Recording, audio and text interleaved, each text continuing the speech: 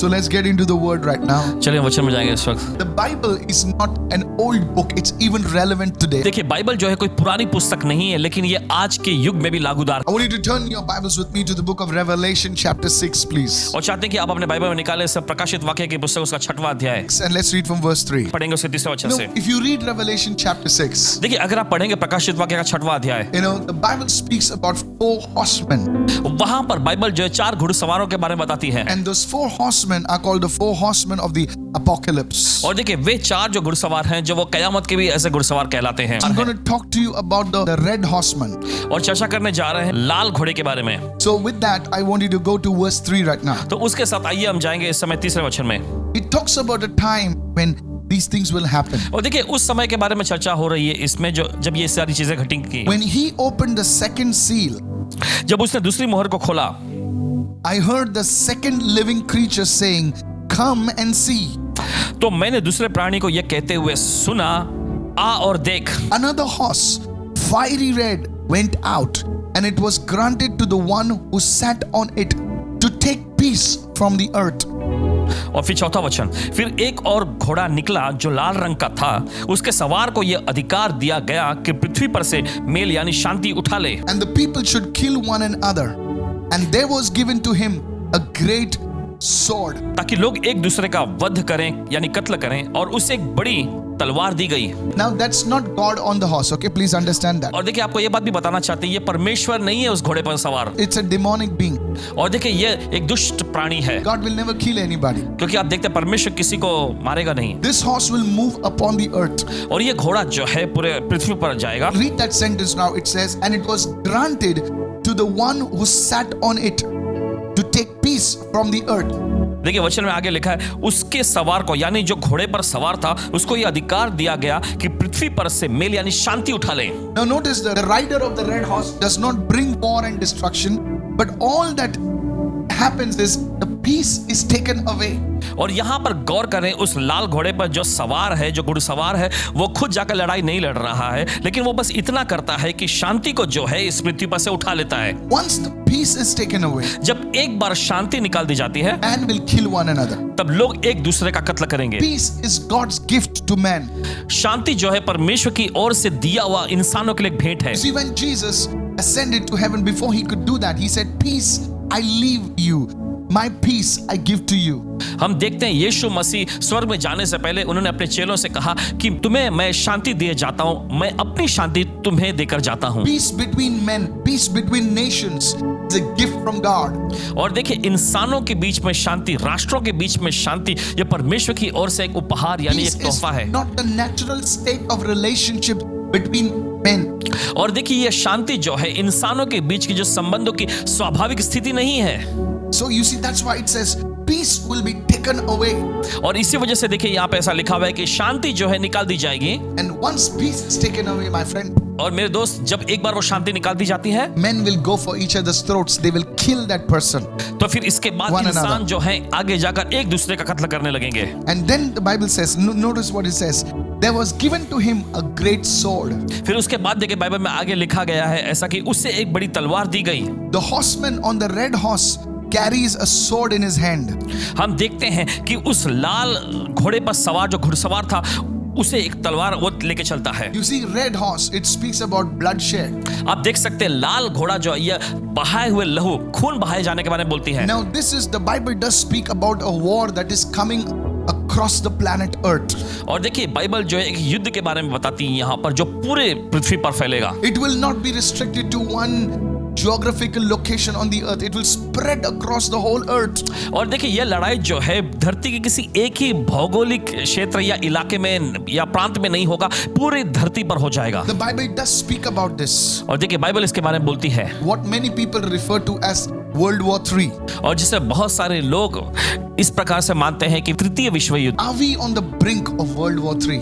क्या हम तृतीय विश्व युद्ध की कगार पर हैं? I want to connect what is happening today with the word of God. और जोड़ना चाहते हैं जो आज की दुनिया में घट रहा है उसे परमेश्वर के वचन के साथ। Most of you may be aware that Armenia and Azerbaijan they are at war with each other since the past 4 days. और आप इनमें से ज्यादातर लोग जानते हैं कि जो अर्मेनिया देश है और जो अजरबैजान जो है वो पिछले कुछ 4 दिनों से एक दूसरे से लड़ाई हो गया है. They are at war with each other for the past 4 days, and it's like full-fledged war.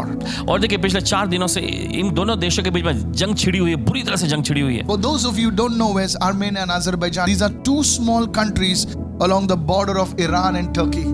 जो लोग जानते नहीं हैं अर्मेनिया और अजरबैजान के बारे में, 2 छोटे-छोटे देश हैं जो ईरान और तुर्की की सीमाओं से लगे हुए हैं. You see how Turkey is on one side, Iran is on one side, and you see on the other side you have Russia. और कैसे आप देख सकते हैं कि तुर्की एक ओर है, ईरान एक दूसरी ओर है और फिर उसके और दूसरी ओर रशिया है, रूस है. Now Russia has been supporting Armenia while Turkey is supporting Azerbaijan.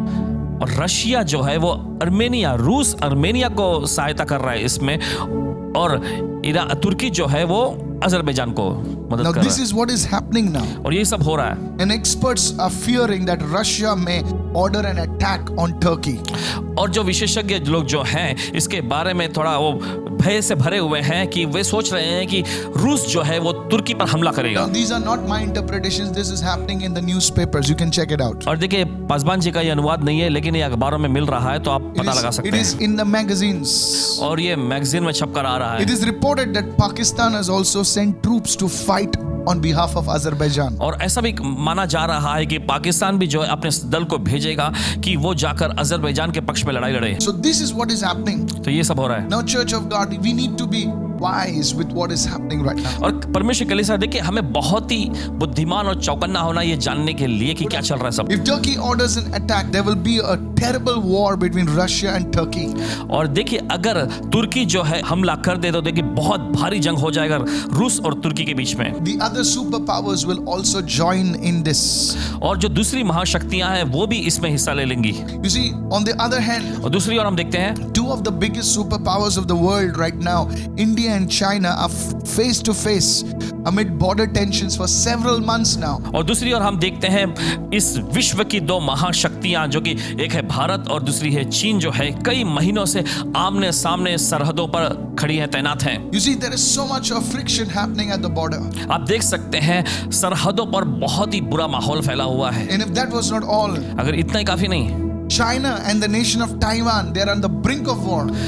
चीन और जो ताइवान देश है वो भी युद्ध की कगार पे पहुंच गए हैं. So you see, this is the atmosphere that's happening. There is like a wave of war that is all over the world. तो आप देख सकते हैं कि इस प्रकार का एक लहर, लड़ाई के यानी जंग की लहर जो पूरी दुनिया पर इससे छाने पर है. Now, why is this happening? और क्यों ये हो रहा है? I just want to talk to you about this right now. और इसके बारे में चर्चा करना चाहेंगे You इस see, the वक्त. Bible is not just a book that you can ignore. No, no, no, no, no. और देखिए बाइबल बस कोई एक पुस्तक मात्र नहीं है जिसे आप नजरअंदाज कर सकते The हैं. नहीं नहीं Bible is prophetic.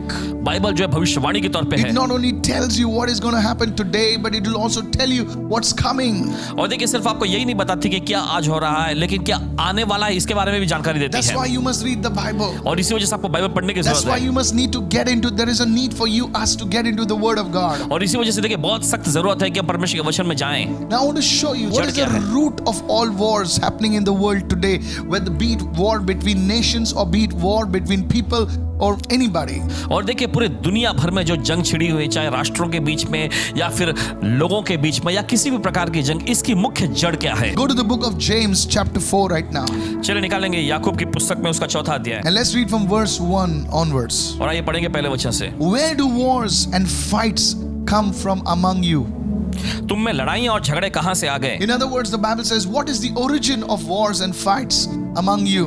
दूसरे शब्दों में बाइबल ऐसा पूछ रहा है या बाइबल ऐसा कह रही है कि तुम में जो लड़ाई झगड़े ये कहां से शुरू हुई?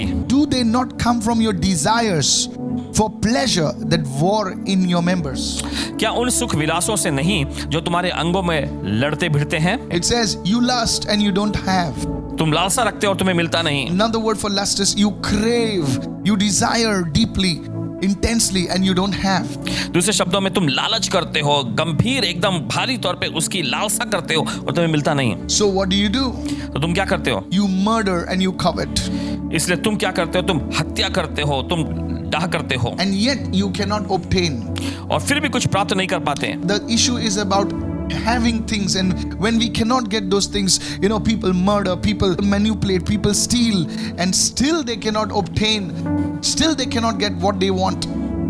और देखिए, जब चीजें मिलती नहीं है जो उन्हें मिलना चाहिए, जो चाहते हैं, तो इसके बाद क्या होता है कि लोग लड़ते हैं, झगड़ते हैं, ठगबाजी करते हैं, अनेकों हरकतें आजमाते हैं। You fight and war. तुम झगड़ते और लड़ते हो। So you see the root cause of war mentioned over here by the Apostle James. तो यहाँ पर हम देख सकते हैं जंग यानी लड़ाई की मुख्य जड़ जो है प्रेरित याकूब के जरिए यहाँ पर दर्ज किया गया है। It's not for the benefit of somebody. ये किसी के फायदे के लिए नहीं है। It's always to gain something selfishly, or to gain something that's not even going to change anybody's life. Think about it. इस तरह से है जैसे कि स्वार्थीपन में आकर कुछ भी ऐसा पाने की लालसा करना जिससे कुछ फायदा नहीं होने वाला, ना ही किसी की जिंदगी बदलने वाली है। Now I understand about freedom and things like that, but many wars are fought over issues that are not even going to benefit anybody. और चलिए समझ सकते हैं कि आजादी या दूसरे कोई मामले के बारे में इस बात को समझ सकते हैं, लेकिन ऐसे भी बहुत सारी लड़ाइयाँ या झगड़े या फिर जंग छिड़ी जाती है जिसमें किसी को कोई फायदा नहीं पहुंचने वाला है। See what the word of God says. देखिए परमेश्वर का वचन क्या कहता है। Yet you do not have because you do not ask. फिर भी तुम्हें इसलिए नहीं मिलता कि तुम मांगते नहीं। The Lord is telling us. प्रभु हमसे कह रहे हैं, You ask from me first. तुम पहले मुझसे मांगो। Let my mind be revealed in your situation. होने दो कि मेरा मन, मेरी मर्जी और इच्छा जो है तुम्हारे हालातों में And the प्रकट हो fights जाए। that are among you, the wars that are among you will be resolved. और तुम्हारे बीच में जो लड़ाइयाँ छिड़ी हुई हैं, तुम्हारे बीच में जो झगड़े हो रहे हैं, वो सब सुलझ जाएंगे। If somebody can pray and say, Lord, let your mind be revealed in this matter, and many court cases are going to just crumble and fall, and there are going to be solutions. Somebody say hallelujah. अगर कोई तो यह प्रार्थना करेगी, प्रभु होने दे, तेरी मर्जी और तेरी इच्छा मेरे इस मामले में पूरी हो जाए, तो देखिए बहुत से जो अदालती मुकदमे जो है यूं ही सुलझ जाएंगे। We need to pray for the will of God to be done in these matters. और देखिए हमें प्रार्थना करने की जरूरत है कि परमेश्वर की इच्छा और मर्जी इन मामलों में पूरी हो जाए। You see the major reason for the war that is between Armenia and Azerbaijan. I'll tell you why. आप देख सकते हैं जो बड़ा कारण जो है अर्मेनिया और अजरबैजान के बीच में लड़ाई का। You see that red region which is marked on the map? आप देख सकते हैं वो लाल सा इलाका जो उस नक्शे में बताया गया है। It is called the Nagorno-Karabakh region. और ये कहलाता है Nagorno Karabakh region. It is a mountainous region. और ये पहाड़ी इलाका है। Azerbaijan saying it belongs to me. Azerbaijan ऐसा कहते हैं कि ये हमारा है। Armenia says it's us. Armenia कहता है ये हमारा है। And there is a fight over this mountainous region. और ये पहाड़ी इलाके के बारे में वहाँ पे लड़ाई हो रही है। Now please listen carefully. अब सुनिए ध्यान से। So many people have already died. कई सारे लोग पहले ही खत्म हो गए। But can I tell you another main reason for the wars? There are two main reasons. आपको बता सकते हैं और दो मुख्य कारण इस लड़ाई का, इस जंग का। Go with me to the book of Ephesians chapter 6 and verse 12. चलिए निकालें इस समय इफिसी की पत्री उसका 6वां अध्याय उसका 12वां वचन। Paul the apostle reveals the spirit realm. प्रेरित पौलुस यहाँ पर आत्मिक आयाम की चर्चा कर रहे हैं। He says, "For we do not fight against flesh and blood, but we fight against principalities." यहाँ पे ऐसा लिखा हुआ है, क्योंकि हमारा यह लड़ाई लहू और मांस से नहीं परंतु प्रधानों से है। We fight against powers. हम शक्तियों से या अधिकारियों से लड़ते हैं। Against the rulers of the darkness of this age. और इस संसार के अंधकार के हकीमों से। Against the spiritual hosts of wickedness in high places. और उस दुष्टता की आत्मिक सेनाओं से लड़ते हैं जो आकाश में है। You see, many evil spirits are the reason behind these wars that are happening today among the nations. I'm telling you. और देखिए बहुत सारी शैतानी आत्माएं इन लड़ाई, इन जंगों के पीछे हैं जो राष्ट्रों के बीच में चल रहा है, आपको बताते हैं। This is what is happening in the realm of the spirit. और यही तो आत्मा के आयाम में घट रहा है। If you can listen to the Holy Spirit speaking right now. अगर आप पवित्र आत्मा को ये कहते हुए सुन लें इस वक्त। And many of you are hearing him right now. और आप इससे बहुत सारे लोग सुन रहे हैं। What is happening in the physical realm? जो भौतिक आयाम में दिखाई देने वाले आयाम में हो रहा Is है, only a reflection of what is happening in the realm of the spirit. ये तो बस उसी का प्रतिरूप है जो आत्मा के आयाम में हो रहा In the है। realm of the spirit, there's a war, there's a battle going on right now. आत्मा के आयाम में देखिए जंग छिड़ी हुई है, लड़ाई चल रही है। It is not about nations. और ये राष्ट्रों के बीच की लड़ाई नहीं लेनी है। Pastor, what is this battle about? तो पासवान जी एक लड़ाई किसके बारे It में is है? not about some land. No. कुछ जमीन के विषय में भी लड़ाई नहीं है I ये। will talk to you about what is the battle about. What is the end time battle about? आपको बताएंगे कि अंतिम समय की लड़ाई दरअसल क्या है। इस What वक्त we see in the physical realm is just a manifestation of what's actually happening in the realm of the spirit. और देखिए, जब दिखाई देने वाले भौतिक आयाम में चल रहा है, ये तो बस उसी का प्रतिरूप है जो आत्मा के आयाम में चल रहा है। This battle is happening in the heavenlies above nations. और देखिए, ये जो लड़ाइयाँ जो हैं राष्ट्रों के विषय में, जो स्वर्गीय स्थानों में लड़ाई चल रही If you है, read the book of Daniel, अगर आप दानियल की पुस्तक में पढ़ेंगे, it gives us a clue over there. और वहां पर इसका एक छोटा सा सबूत भी है। You see, Daniel started a 21-day fast. वहां पर हम देखते हैं दानियल ने 21 दिन का उपवास सत्र शुरू किया, And as he is fasting, और जिससे वो उपवास में लग, he has a vision. He has an encounter with an angelic being called Gabriel. तब उसने दर्शन देखा। उस दर्शन में उसने एक स्वर्गदूत जिसका नाम जिब्राइल था उससे मुठभेड़ किया, And he says, "Oh greatly beloved Daniel." और फिर उस स्वर्गदूत ने आकर ऐसा कहा, हे अति प्रिय Daniel, He says, "Your prayer has been heard on the very first day." उसने ऐसा कहा कि तुम्हारी प्रार्थना पहले ही दिन सुन ली गई थी। But he says, "I was stopped. लेकिन फिर आगे स्वर्गदूत ने बताया कि मुझे रोका गया, I was stopped by a demonic angel." Who, please listen और carefully. मुझे शैतानी आत्मा ने रोके रखा था। ध्यान से सुने। This angel was this principality of Greece. Principality. It's holding me. It's holding me. Did not allow me to take that answer from God to you. और ये जो दुष्ट आत्मा जो थी, ये यूनान की जो दुष्ट आत्मा जो थी, मुझे रोके रखी थी कि मैं उत्तर को परमेश्वर की ओर से तुम्हारे पास ना ला सकूं। If you read history, अगर आप इतिहास को पढ़ेंगे, you will understand that the next person who took over Babylon or that area was Greece. अगर आप पढ़ेंगे तो पता चलेंगे कि बेबीलोन या उस इलाके पर दूसरा किसने अधिकार जमाया, शासन किया, वो था यूनान। Even before that place could be taken over, could be conquered by the Greeks, you see there was an angel that was battling in the heavenlies. I want you to understand this. और चाहते देखिए, इससे पहले कि वो इलाका के कब्जे में लिया जा सकता था, वहां पर स्वर्गदूत एक लड़ाई लड़ रहा था। ध्यान से समझिए। You see, it was the prayer and the fasting of Daniel that allowed Gabriel, to come down, because Michael, the archangel, came and intervened in that battle. Please listen very carefully. और देखिए, ये Daniel के उपवासी और प्रार्थना ही थी जिसके वजह स्वर्गदूत जो है नीचे आया उसके पास, और ये स्वर्गदूत, प्रधान स्वर्गदूत मिखाइल ही था जो जिब्राइल की मदद करने आया। I want you to understand this. और चाहते कि इस बात को आप समझें। Many battles are won not in the physical realm. Many battles are won in the realm of the spirit. Somebody say, "I receive it." और देखिए, बहुत Hallelujah. से लड़ाइयां जो है दिखाई देने वाले भौतिक आयाम में नहीं जीती जाती हैं, लेकिन वे आत्मा की आयाम में जीती जाती हैं। You see people going around the wall of Jericho. आप देखते हैं कि लोग जो है यरीहो की दीवार के चक्कर काट रहे थे, You see, the battle had to be won in the spirit first. और देखिए उनको लड़ाई को पहले आत्मा के आयाम में जीता जाना था। And the realm of the spirit dictates what happens in the realm of the physical world. आत्मा के आयाम में जो चीजें जो होती वही तय करती हैं कि भौतिक शारीरिक आयाम में क्या चीजें So हैं। you see, there is a world war coming, but I want to give you hope. Please listen to this. देखिए, ऐसा कुछ चीज है जो आने वाला है, लेकिन चाहते हैं एक विश्व युद्ध आने वाला है, लेकिन उससे पहले आपको एक आशा देना चाहते हैं। सुनिए। There are demonic spirits behind this. और देखिए, ऐसी शैतानी दुष्ट आत्माएं होती इनके पीछे। That's why many wars happen. Wars between nations, wars between families, wars between states and cities, riots. There are spirits. There are spirits. Please listen carefully. और देखिए, बहुत सारी लड़ाइयां होती है, परिवारों के बीच में होते हैं, यहाँ तक कि राष्ट्रों के बीच में भी होती हैं। इसके पीछे आत्माओं का कार्य होता है। ध्यान से सुने। The Bible says बाइबल ऐसा कहती the है, natural man cannot receive the things of the spirit, स्वाभाविक व्यक्ति जो होता है आत्मा की चीजों को ग्रहण नहीं कर सकता, for they are foolishness to him. क्योंकि उसके लिए वो बेवकूफी की बातें होती Are you हैं। listening right now? क्या आप सुन रहे हैं इस वक्त? And somebody say, "This is all nonsense." People, I'm telling you, but these same people, when it happens or something, they'll come running to you and say, "Please tell us what to do, what to pray." And they are people when they dig a well when they are thirsty.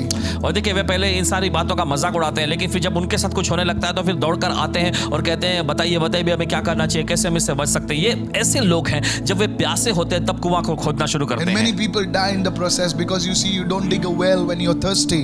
और इस प्रक्रिया में देखिए बहुत सारे लोग मर जाते हैं, क्योंकि आप देख सकते हैं कि जब आप प्यासे हो जाते हैं तब आपको कुआं खोदने की कोशिश नहीं करनी है, You dig a well before that. आपको उससे पहले ही कुआं खोदना है। Many of you doing that right now. You are wise people. आप में से बहुत सारे लोग ऐसा कर रहे हैं और आप एक बुद्धिमान लोग हैं। Yeah, the fourth point is Jesus spoke about the sign of the end times. हम देखते हैं यीशु ने भी अंत के समय के बारे में चर्चा की है। You see, Jesus, he did not just leave us in the dark. He revealed everything.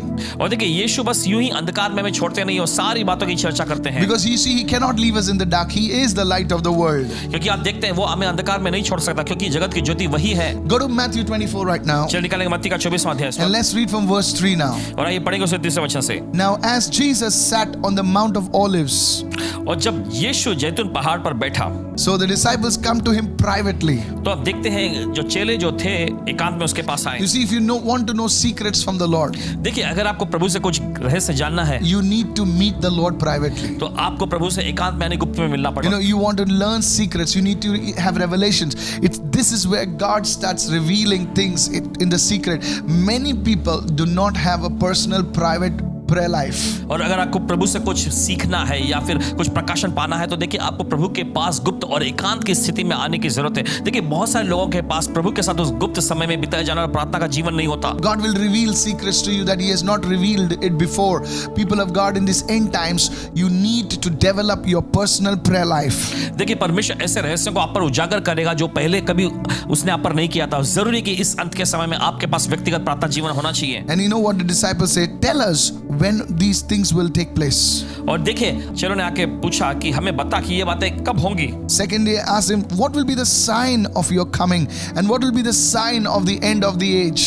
और दूसरा सवाल जो उन्होंने पूछा, देखिए तेरे आने का क्या चिन्ह होगा और जगत के अंत का क्या चिन्ह होगा। 3 questions. 3 सवाल। When these things will happen? कब ये चीजें होंगी? What will be the sign of your coming? तेरे आने का क्या चिन्ह होगा? And what will be the sign of the end of the age? और जगत के अंत का क्या चिन्ह होगा? And Jesus spoke about many signs. और फिर उसका यीशु ने बहुत सारे चिन्ह के बारे में And बताए। one of the signs that Jesus spoke about, you need to hear very carefully. एक खास चिन्ह जो यीशु ने बताया उसके बारे में आपको बहुत ही सावधानी से सुनना है। Verse 6 says, छठा वचन कहता and है, you will hear of wars. तुम लड़ाइयों की चर्चा सुनोगे। See, when Jesus said you will hear of wars, that means you will hear of wars. जब यीशु कहते हैं कि तुम लड़ाइयों की चर्चा सुनोगे तो यकीनन तुम लड़ाई की चर्चा So सुनोगे। as I'm preaching this, as I'm teaching this, the prophecy of Jesus is being fulfilled. तो जैसे भी आप चर्चा कर रहे हैं, जैसे प्रचार किया जा रहा है, प्रभु यीशु की भविष्यवाणियां पूरी हो रही हैं। Verse 6 says you will hear of wars and rumors of wars. तुम लड़ाइयों के बारे में और लड़ाइयों की चर्चा और अफवाह को सुनोगे। See that you are not troubled. तो घबरा न जाना। So you see, when you hear about these things, तो आप देखते हैं जब आप इन चीजों के बारे में सुनते हैं, Jesus mentioned that these things are going to happen.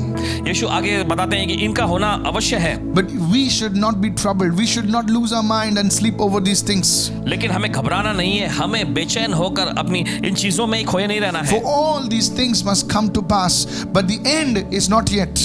क्योंकि इन सब का होना जरूरी है मगर उस समय अंत नहीं होगा। You see, these wars that are happening, this is not what it is. I want to tell you that. Please listen. और ध्यान से सुनिए, देखिए जो लड़ाई जो हो रही है वो ये नहीं है। Verse 7. 7वां वचन, For nation will rise against nation, क्योंकि राष्ट्र पर राष्ट्र चढ़ाई करेगा and kingdom against kingdom. और राज्य पर राज्य चढ़ाई करेगा। Notice that Jesus makes a difference between nation and kingdom. और गौर करें यहाँ पर यीशु मसीह राष्ट्र और राज्य के बीच में फर्क बता रहे हैं। And what will follow that war? और फिर उस लड़ाई के पीछे क्या आएगा? After that war, उस लड़ाई के बाद there'll be a famine, pestilences, like plagues, earthquakes in various places. And Jesus calls it, all these are the beginning of sorrows. They're not the end of sorrow, they're the beginning of sorrow. So imagine what's coming after that. और गौर करें आगे लिखा है, और जगह जगह पर अकाल पड़ेंगे, महामारियां फैलेंगी और भूकंप होंगे। फिर आगे लिखा हुआ है कि ये सब बातें पीड़ाओं का आरंभ यानी शुरुआत होंगी। तो जो जरा सोचिए, अगर शुरुआत और आरंभ ऐसा होगा तो उसके बाद क्या क्या आने वाला है। Here is what Jesus gave us a clue over here. गौर करें यहाँ पर यीशु एक प्रमाण भी देते हैं। You see that this war that is happening now आप देख सकते हैं ये लड़ाइयाँ जो अब हो रही हैं between Armenia and Azerbaijan, Armenia और अजरबैजान के बीच में, it is not the World War III. There's a war that Israel will be involved in, and that war will be the mother of all wars.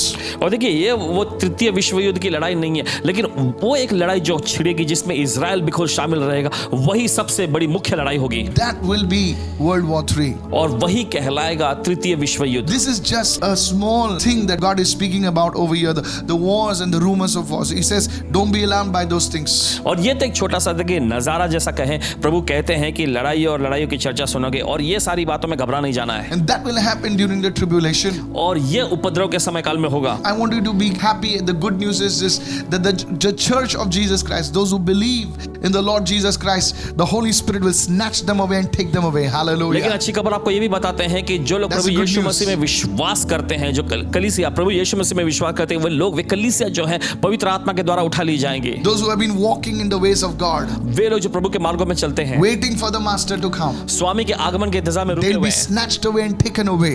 और वे छीन लिए जाएंगे, उठा लिए जाएंगे। They will not see those things. वे लोग उन चीजों को नहीं देखेंगे। That's what the Holy Spirit tells us today. यही तो पवित्र आत्मा आज हमसे कहता है। So let me come to the last one right now. चलिए आते हैं आखिरी मुद्दे पर। Don't be slack in your prayer life. Don't be slack in your devotion towards the Lord. तो देखिए आपका जो प्रार्थना जीवन है या प्रभु के प्रति जो आपकी श्रद्धा है उसमें आप ढीले ढाले मत पड़े Don't get so busy that you don't have time for the Lord, और इतने भी व्यस्त मत हो जाए कि प्रभु के लिए आपके पास कोई समय ना that रहे you do everything and you forget the main thing.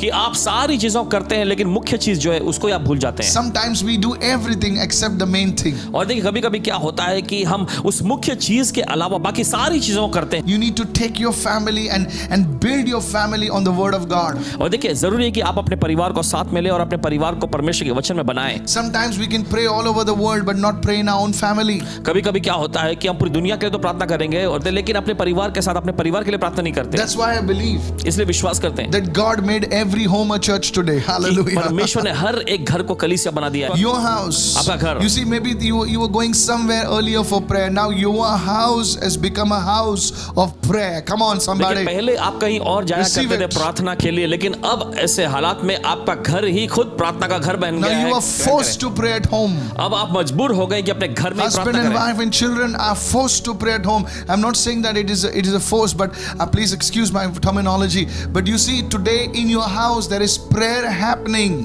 और देखिए ये शब्द सही नहीं होगा कि मजबूर हो गए, लेकिन हम माफी चाहते हैं इसे कहने के लिए, लेकिन फिर भी देखिए आज ऐसा हो रहा है कि आपके घर में प्रार्थनाएं चल रही हैं And that's what God wants it. और यही तो परमेश्वर चाहता है। This is the Lord has allowed your home to become a house of prayer. He's preparing your home for what is coming. और इस वजह से देखिए प्रभु आपके घर को तैयार कर रहा है प्रार्थना का घर होने के लिए, और फिर इसके बाद वो आपको तैयार भी कर रहा है जो आ रहा है उसका सामना करने So के लिए। Pastor Michael, what is happening? How do you interpret that according to the word of God? Pastor Michael ji, तो जो ये सब कुछ हो रहा है परमेश्वर के वचन के मुताबिक आप उसका अर्थ यानी अनुवाद कैसे बताते हैं? This is what Jesus said about you will hear of wars and rumors of wars. And Jesus said you should not be troubled by it because that's not the main stuff. और देखिए यही तो यीशु मसीह ऐसा कह रहे हैं कि तुम लड़ाइयों की चर्चा सुनोगे तो घबरा नहीं जाना और इसके बारे में चिंता नहीं करना है। So that brings me to my last point for today. तो आइए हम आखिरी मुद्दे पर आते हैं आज। What should be our response, Pastor? How should we deal with this? तो पासवान जी इसके लिए हमारा उत्तर क्या होना चाहिए, कैसे हमें इनसे निपटना है? The first thing, पहली चीज, we should not be alarmed by all this. और देखिए इन सारी चीजों में खोए नहीं रहना है। It should not make us to lose our sleep. We must keep our eyes fixed on Jesus and His Word. और देखिए ये चीज हमारी नींद नहीं गंवानी है, और देखिए हमें अपनी पूरी ध्यान जो है प्रभु यीशु मसीह पर उसके वचन पर लगाए रखना है। We must obey what the Holy Spirit is revealing to us through His Word, through His servants. पवित्र आत्मा अपने वचन के जरिए और अपने सेवकों के जरिए जो बातें हम पर जाहिर करता है उनका पालन हमें करना है। That's the first thing. ये पहली चीज। The second thing, दूसरी चीज, we have been given a mandate. हमें Point एक number 2. उद्देश्य मकसद दिया गया है। Go with me to Matthew 28, चलिए निकाले मत्ती का 28वां अध्याय verse 19 and 20, the Great Commission. और उसका 19वां 20वां वचन महाआदेश। This is the Great Commission that God entrusted to each one of His followers. Please listen carefully. और देखिए वो महाआदेश ये है जो परमेश्वर ने मसीह यीशु ने अपने सभी लोगों को दिया है। सुनिए It's ध्यान not से। only for pastors. ये सिर्फ पासवानों के लिए नहीं है। It is not only for bishops and apostles and prophets and evangelists. No, no, no. It's for you. It's for all of us watching this. Are you receiving it right और now? ये सिर्फ पासवानों के लिए या फिर bishop के लिए या कोई इवेंजलिस्ट के लिए या फिर कोई भविष्यवक्ता के लिए नहीं है, हम सब के लिए, आपके लिए भी है। सुन रहे हैं आप? Yes, Jesus said, यीशु ने कहा go and make disciples of all nations, इसलिए तुम जाओ और सब राष्ट्रों के लोगों को चेला बनाओ baptizing them in the name of the Father and of the Son of the Holy Spirit. और उन्हें पिता और पुत्र और पवित्र आत्मा के नाम से बपतिस्मा दो And what? फिर Teaching them. That's what I'm doing right now. और उन्हें सिखाओ। वही तो हम कर रहे हैं इस वक्त। Teaching them to observe all things that I have commanded you, I have taught you, and lo, I am with you always, even to the end of the age. The second thing that we need to do is to reach out to people with the gospel of Jesus Christ. Come on, somebody say amen. और उन्हें सब बातें जो मैंने तुम्हें आज्ञा दी मानना सिखाओ। देखो मैं जगत के अंत तक सदा तुम्हारे संग हूं। दूसरी बात ये हमें करनी है कि मसीह के सुसमाचार के साथ हमें लोगों तक पहुंचना है। कोई तो कहे आमेन। So the first response तो पहला is प्रत्युत्तर, to develop your relationship with the Lord. प्रभु के साथ जो आपका संबंध है, रिश्ता है, उसे Make मजबूत और कायम sure करें। your family, their foundation is rock, that is Jesus. इस बात को पक्का कर लीजिएगा कि आपका और आपके परिवार की बुनियाद वो चट्टान यानी मसीह यीशु हो। The second thing, दूसरी चीज, get involved in sharing the gospel with people. और शामिल हो जाएं सुसमाचार को लोगों से बांटने में। You know, many times I ask people, somebody says, oh, Pastor, you keep telling us to share the link. Listen to me. I will tell you, But you see, still there are people who will not share the link. और देखिए बहुत सारे लोग ऐसा कहते हैं, पासवान जी आप It's हमसे okay. कहते रहते हैं लिंक शेयर करो, लिंक शेयर करो, लिंक शेयर, बार बार आप कहते रहते हैं, लेकिन फिर भी ऐसे लोग भी होते हैं जो कभी शेयर नहीं करेंगे. And there are people who will understand the importance, the significance of sharing the link, because it's not a link, it's the gospel in that link. Hello, are you with me right और now? ऐसे भी लोग होते हैं जो सुनते हैं और कहते हैं कि ठीक है, Yes. वो उस लिंक को जल्दी से शेयर करते हैं, क्योंकि आप लिंक को नहीं शेयर कर रहे हैं, आप सुसमाचार को It's- खुद शेयर कर रहे हैं. Now please it's okay if you don't share the link. That's particularly fine. I'm not interested like, oh, if you didn't share the link, I'm angry. No. But you see, the thing is to reach out to people. That's one of the most easiest way you can do that. और देखिए बता रहे हैं इसलिए Alright, let's go share to the करने third के लिए, क्योंकि ये सबसे आसान तरीका है लोगों तक सुसमाचार के साथ पहुंचने का. Go with me right now. See, go to Matthew 24:14. चल निकले मत्ती का 24वां अध्याय 14वां वचन. One of the signs of the end times, he says, and the gospel of the kingdom will be proclaimed where throughout the world as a testimony to all nations, and then the end will come. और अंत के समय का एक चिन्ह ये भी है, देखिए, और राज्य का यह सुसमाचार सारे जगत में प्रचार किया जाएगा कि सब जातियों पर गवाही हो, तब अंत आ जाएगा. Do you know something? I want to share some good news with you. क्या आपसे कुछ बांट सकते हैं? I have somebody, who just wrote to me from Iran. He says, Pastor, many Iranians are coming to the Lord.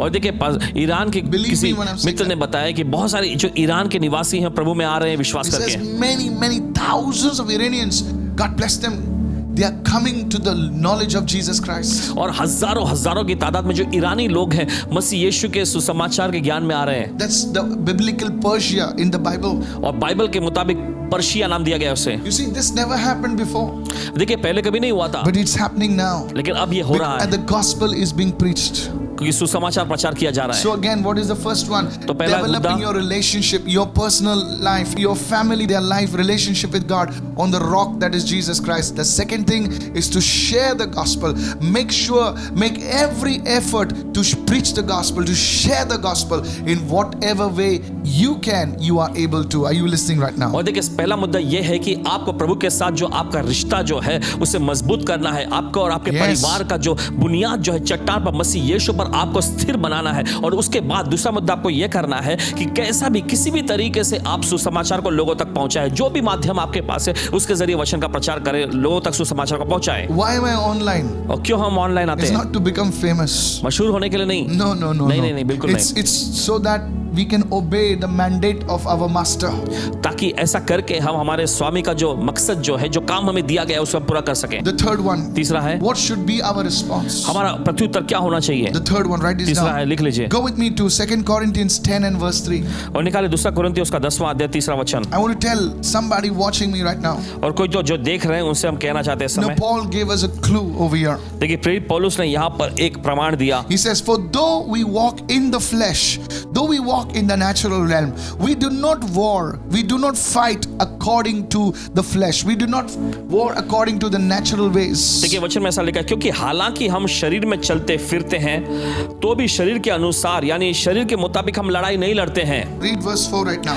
अब देखिए चौथे वचन में पढ़ें. He says, for the weapons of our warfare क्योंकि हमारे लड़ाई के हथियार are not carnal, यह स्वाभाविक या शारीरिक नहीं but है, mighty in God लेकिन परमेश्वर के द्वारा सामर्थ्य for है pulling down strongholds.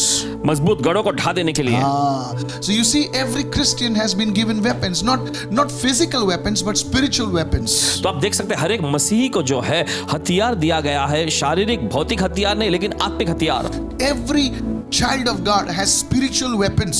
परमेश्वर की हर एक संतान के पास आत्मिक हथियार Now, हैं. when natural man hears this, और देखिए जब स्वाभाविक या शारीरिक इंसान ये सुनता है he says, what weapons? वो कहेंगे अरे ये क्या For हथियार them, they है? are ballistic missiles, they are guns, they are knives. Those are the weapons that they boast about. और देखिए उनके लिए जो मिसाइल जो बंदूकें होती है वो हथियार मानते हैं उस चीज को. But you see, my friend, I told you earlier that the battle is not physical, the battle is spiritual. There are spirits that are controlling areas. There are spirits that are controlling a group of people. When that spirit is bound, boom, as if like, hey, what am I doing? This is the natural reaction that happens. और देखिए जैसे आपको पहले बताया कि जो लड़ाई जो है वो स्वाभाविक या शारीरिक तौर पे नहीं लड़ी जाती, वो जो आत्मा के आयाम में चल रही होती है. और जब उन पर जय पा लिया जाता है तो तुरंत ही वहां पर समाधान I आता want to है. share with लड़ाई you something that's more important, and it's coming. और देखिए आपसे कुछ बांटने जाए जो बहुत ही What are महत्वपूर्ण the है. आ weapons रहा that है. we have? और क्या क्या हथियार है हमारे पास. Then let me just speak a few. और चलिए कुछ बताते The हैं. name of Jesus, यीशु का नाम है, the blood of Jesus, यीशु का लहू the है, word of God, परमेश्वर का वचन and है so forth, the fire of God and all that stuff. I'll speak about one day, teach about the weapons of God in Christ. उसके बाद परमेश्वर की आग और ये सारी चीजों के बारे में किसी एक दिन परमेश्वर के हथियार के बारे में हम चर्चा करेंगे। What we have to do, तो हमें क्या करने की we जरूरत है? have to wage spiritual warfare.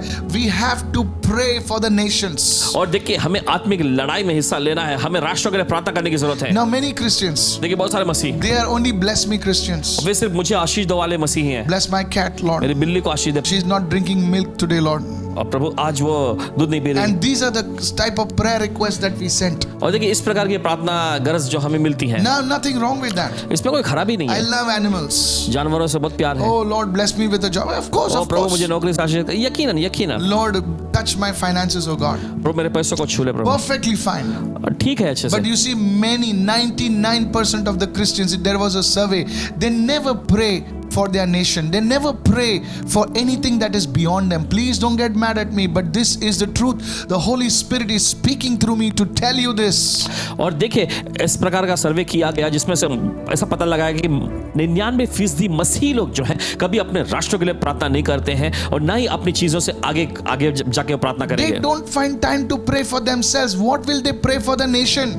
और देखिए यहाँ तक कि उन्हें तो अपने लिए ही प्रार्थना करने का समय नहीं मिलता, वो राष्ट्रों के लिए क्या प्रार्थना करेंगे? And what will they pray for other nations? वे दूसरे राष्ट्रों के लिए फिर क्या प्रार्थना That करेंगे? is why इसी वजह से the devil spirits are roaming around, और शैतान की devouring people, making people fight and lose lives. I want to tell you, church, every day from now onwards, pray for peace among the nations. और शैतान की आत्मा जो हर जगह घूमती फिरती रहती है और लोगों को पकड़ती अपने कब्जे में लेती है, जिसकी वजह से लड़ाइयाँ जंग छिड़ती रहती हैं। तो आज आपसे कहते हैं कि प्रार्थना करें राष्ट्रों के लिए, प्रार्थना करें दूसरों के लिए। The three things I shared. तीसरी चीज बताएं। I'm going to share the fourth one, and this is something different, but I'm going to share. Listen very carefully. The first one, you have to build your personal life, family devotional life. That is the first step. You need to do that. You need to focus on the author and finisher of our faith. और पहला मुद्दा यह है कि देखिए Listen. आपको अपना व्यक्तिगत प्रार्थना जीवन, आपके परिवार के साथ जो मसीह जीवन है उसे आपको मजबूत कायम करना है, परमेश्वर के साथ संबंध को कायम करना है, आपकी आंखें प्रभु पर लगी होनी The चाहिए। second thing, दूसरी चीज that you must get involved in sharing the gospel, in preaching the gospel, in promoting the gospel. My friend, whoever you are, if you don't do this, you'll be left aside. You see, God is looking for people, whether you are a poor man listening to me, broken man on the verge of giving up listening to me. If you make the gospel your central issue of your life, make sure God will not keep you like that. Somebody shout a hallelujah. और Come on, दूसरी बात आपको somebody. ये करना है कि Yes. आपको सुसमाचार You का have to समर्थन do करना है, आपको सुसमाचार का प्रचार करना है, आपको सुसमाचार लोगों तक पहुंचाना है, भेजना है। और देखिए जब आप इन चीजों को करेंगे तो परमेश्वर आपका आदर करेगा। अगर आप इन चीजों को नजरअंदाज कर देंगे परमेश्वर आपको दरकिनार कर देगा। ध्यान से सुनिए, I'm telling you, church. कहते हैं आपसे You may कलीसिया, laugh at me, शायद हो सकता है आप हंसे चाहे but तो, remember, लेकिन याद I am रखें sharing the word. वचन का प्रचार I कर have रहे हैं। not come here to make your ears tickle. No, और my देखिए friend. आप ये कान में खुजली करने के लिए नहीं आए हैं यहाँ। That's why I called it a prophetic update. I'd rather tell you the truth, even if it hurts you and और makes you देखिए इसी bitter. वजह से भविष्यवाणी का अपडेट कहा गया, भले ही आपको ठेस पहुंचाए तो भी करना चाहेंगे। Hallelujah. Hallelujah. And the third thing, तीसरी you चीज, must learn to pray for peace, whichever nation you are and the nations surrounding you. और जिस किसी राष्ट्र में भी आप हैं और आपके राष्ट्र में के जो पड़ोसी मुल्क हैं उन सब के लिए शांति के लिए प्रार्थना करने की जरूरत है आपको। This you must do every day, at least for a minute. हर एक दिन देखिए इसके लिए आपको प्रार्थना करनी, कम से कम 1 मिनट के लिए तो करना है। And God will honor you for और this. परमेश्वर इसके लिए आपका आदर करेगा। Jesus said, यीशु ने कहा blessed are the peacemakers, जो मेल कराते हैं, जो शांति कराते हैं for वे they आशीषित shall हैं, be called the sons of God. क्योंकि वे परमेश्वर के पुत्र कहलाएंगे। Hallelujah. Hallelujah. I'm telling you, heaven will honor you as a son of God. आपसे कहना चाहते हैं स्वर्ग जो है परमेश्वर के पुत्र के रूप में आपका आदर करेगा। Just imagine how many lives you can save जरा कल्पना करें कि कितनी जिंदगी आप बचाते हैं through your prayers. आपकी प्रार्थनाओं के। I'm not saying that we should not pray for our family, we should not pray for our own this thing, people. No. I'm saying we must pray. In addition to that, make this your prayer point from today onwards. And I'll tell you, there will be a mighty revival happening.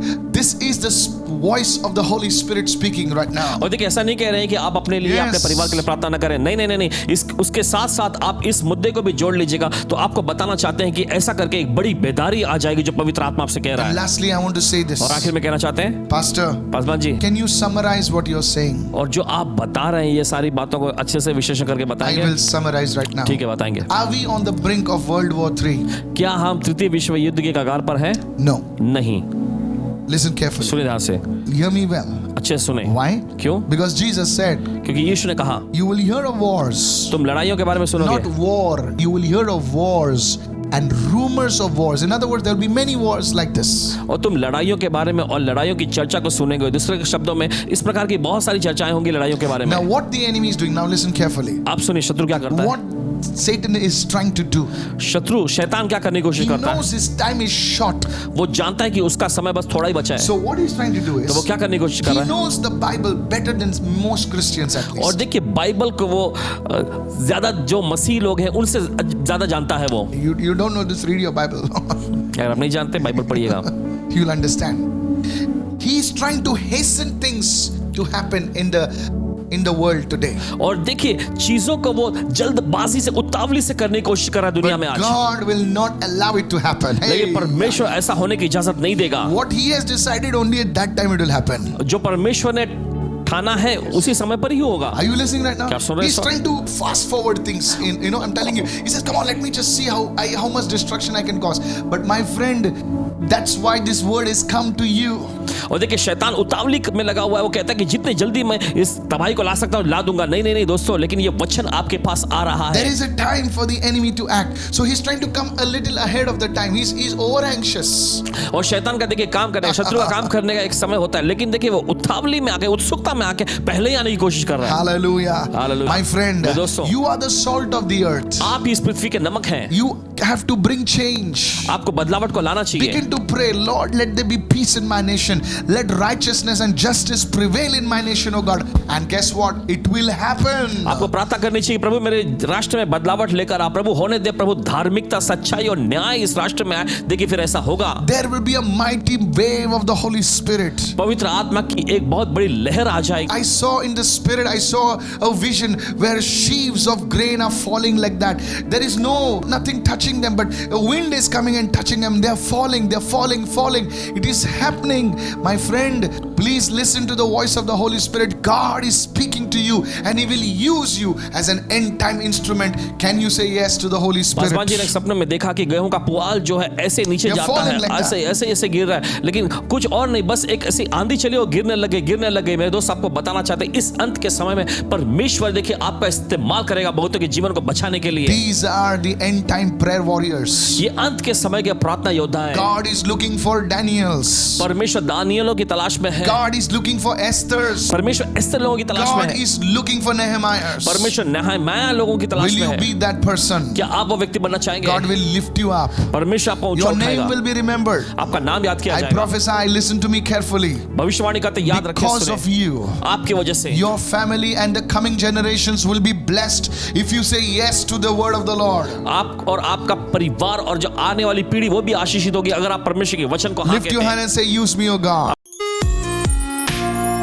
Subscribe to our YouTube channels to stay updated with the latest content from Karuna Southern Ministries and hit the bell icon to receive instant notifications on our new videos. करुणा सदन ministries के हर latest update को पाने के लिए हमारे YouTube channel को subscribe करें और नोटिफिकेशन पाने के लिए बेल आइकन को दबाएं।